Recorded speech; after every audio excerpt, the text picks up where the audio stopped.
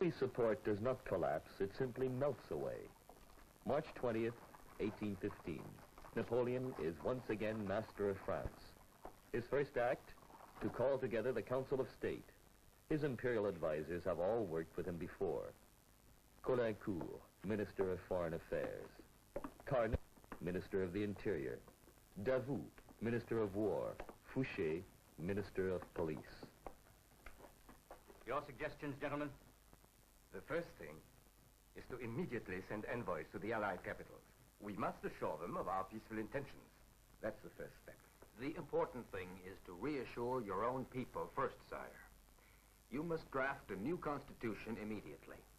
And there's been quite a bit of freedom here in the past 10 months. Now we must let the people know that freedom will not be taken away from them again. Every army in Europe is against us. Unless we can get them to stop marching on Paris, there's no point in doing anything else at all. All right, all right. We'll send envoys tonight. As for the Constitution, I've already asked for some amendments to my imperial constitution to be drawn up. I'm afraid amendments won't be enough, sire. The people don't expect amendments. They're expecting a whole new constitution, a new start. A new start?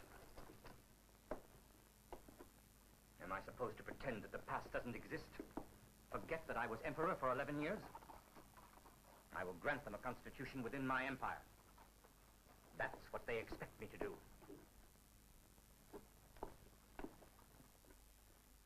I am not a weak old man like Louis XVIII.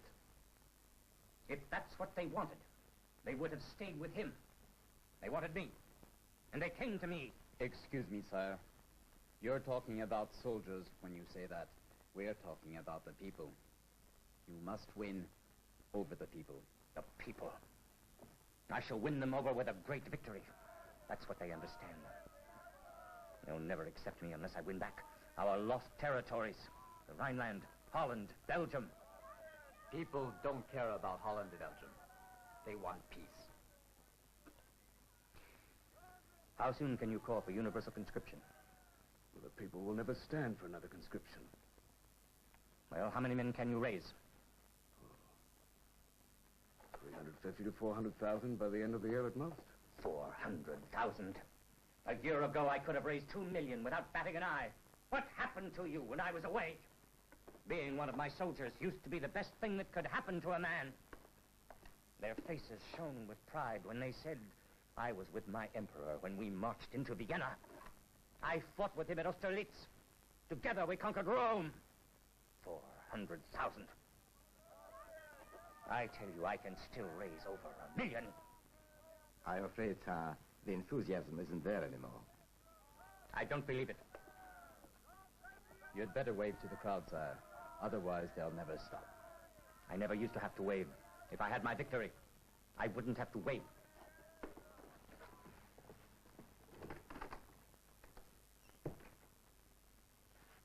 He can't be serious. He must be mad. No, no. He is what he is, a self-made emperor. He was great because he captured the people's imagination. If he's going to survive, he has to capture it again. He only knows one way to do that: victories. But times have changed. He says so himself. He's trying to change, too. I hope he can.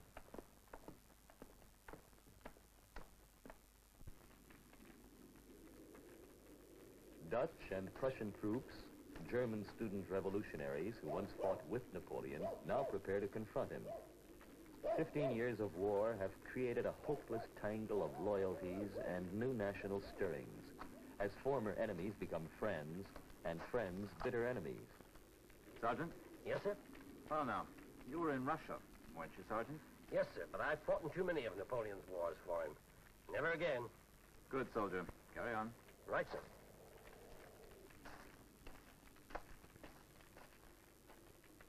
All we Dutch did, God help us. What else could we do? His brother was our king. He ruled, or his family. It was worst of all for the Prussians. Of course, they kept their king. All they got from the French was an occupation army and a lot of subversive ideas. Evening, Lieutenant. How are your revolutionaries tonight? Under control. But they'll fight. You and I fight for our king. They don't believe in kings anymore.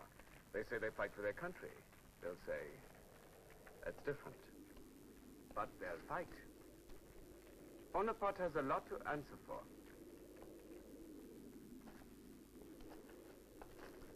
They want national pride, equality.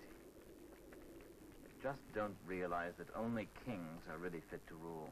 You simply cannot govern through assemblies. The Council of State calls upon the Emperor to confirm all liberal principles, personal liberty and equality of rights, the freedom of the press, liberty of worship, independence of the courts, and an extension of human rights in all facets of life. You must give me more freedom than that. In order to rule, I must retain some prerogatives. You are making it impossible for me to rule. No, no, the people don't want a tyrant again. You rule on our terms, on not at all. Abolish all prerogatives anyway. People will not be ruled by one man. I'm being put into chains, Lord. Chains. The Council of State is trying to make me do things against my will, against my nature. The people sense it. Those crowds. Do you know that some days they have to be paid to cheer me? Yes, sire. Well, they didn't used to be. Where is Marshal Berthier? I need a chief of staff. I need someone I can trust. Marshal Berthier is dead, sire. He killed himself. Didn't he get my letter? He did. The conflict was too great for him. He threw himself out of the window. Oh, for God's sake, now what? Message for the Emperor, sir. What is it? Dispatch, sir. Our envoys have all been arrested at the frontiers. None of the powers will receive them. The march on Paris continues. Even Austria? Even Austria. The Empress, your wife, has put herself and your son under their protection. So, I started alone, and that's how I end up. I should have trusted the people. They would never have abandoned me. Sire, it isn't the end. No, it isn't the end. We can still fight. Fate has been kind to me. It's left me to do what I know best. What Napoleon knows best is the craft of war. But the old enthusiasm is not there. His professional soldiers are as willing as ever to follow him, but they are the only ones. Conscription has to be introduced. Draft resistance is widespread. Staff work badly organized. Procurement slow. There are not enough horses, rifles, uniforms. The Army administration cannot cope. The situation reports don't leave us a great deal of choice, sire. Our forces are not ready to resist an invasion. Very well, let it come. We will defend ourselves inside our country. The people will rise as one man, protect themselves. They will fight for France just as they fought during the revolution in the past. No, Colonel. No. You're a brave man, but this is not the 18th century anymore. The people won't defend themselves. They'll just collapse. I'm sorry, but it's true. I must give them a great victory. Then they'll follow me again. The North. We will fight in the North with what we have. My army won't fail me. You'll see.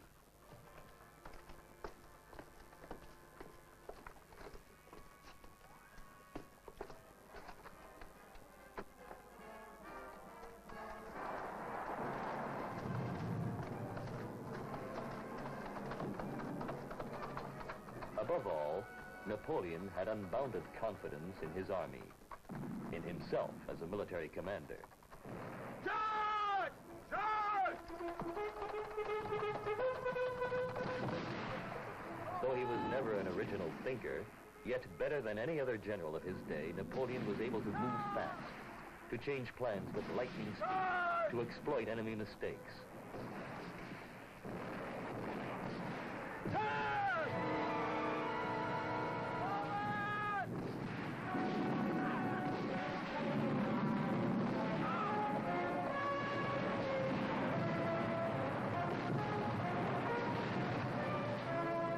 His cavalry, the best Europe had ever seen. On June 16, 1815, the French army mauls the Prussians at Ligny in southern Belgium. Napoleon's military genius seems unimpaired, but it is his last victory.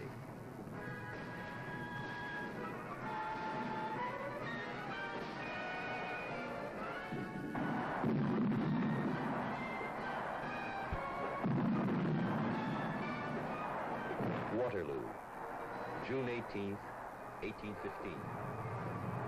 The forces are near equal size, but the genius of Napoleon finally fails. He is confused, indecisive, gives contradictory orders.